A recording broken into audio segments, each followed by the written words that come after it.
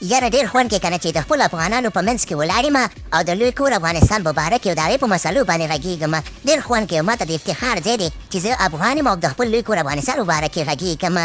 نه ته چا افغان کې خبره داسې ده کنه چې زه خبرېږم او ستا خبرې زه اورم په ټیک ټاک کې په سوشل میډیا کې چې د افغانستان غازي امان الله خان مبارک کې غږېږي او احمدشاه بابا مبارک کې غږېږي او درې رنګه بیرغ مبارک کې غږېږي په دې کې ګوره ستا هېڅ حق نشته ګوره بیا په دې خبرو ونه غږېږي ته افغان نه یې ښه نه ډېر په احترام سره جنرال صاحب زه افغان یم الحمدلله او افتخار کوم چې په پښتو غږېږم او پښتانه ټول افغانان دي جنرال صاحب تاسو ولې نه پوهېږئ خبره داسې چې زه افتخار کوم چې افغان یم ښه او د افغانیت خو څه د چا د پلار نه دی چې تاسو افغانان چاته افغانان و چاته افغانان نه وي نه صاحب زه په دې خبرو نه سمېږي خبره داسې ده که نه ګوره بیا ته غلطه خوله خوځوم ما سره ګوره غلطه خوله ده او که نه بیا به دې خفه کړم او که نه ته افغان نه یې ښه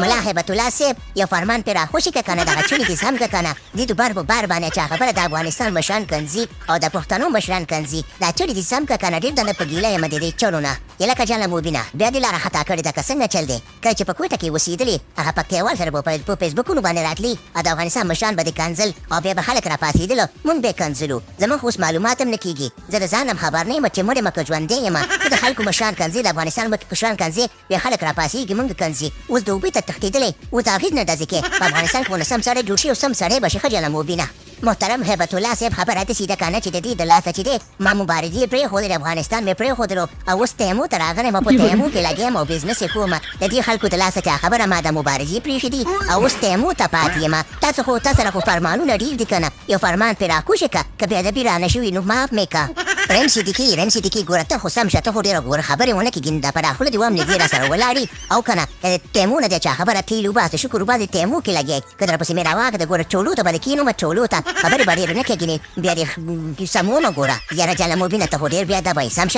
شه که نه زموږ خو د مړیو د ژوندي معلومات نه کېږي چې مړ یو که ژوندي خو فرمانونه مې ګوره خطرناک دی که فرمان مې در باندې در خوښه کړو که نه په همدې دوبۍ کې به دې ګوره چخړیت پخړیت کړم په یو فرمان باندې سم شه سمه یاره جانه مبین صاحب ستا په حساب کتاب باندې موږ نه پوهېږو موږ دا کله چې موږ افغانان یو پرونه پورې چغې والې چې د پښتونخوا تر ټکه پورې زموږ خاوره ده دا خلک زموږ دي خاوره د چا د پلار هم نه ده خو دا خلک ځان ته رانږدې که داسې وه چې دا خلک زموږ خلک دي نو خاوره به دې خپله شي ښه او که نه موږ د دې چې موږ افغانان یو تاسو چې نه تاسو افغانان یې دا تاسې شیشخان شروع کړی څه مشکل لري که څه چل دی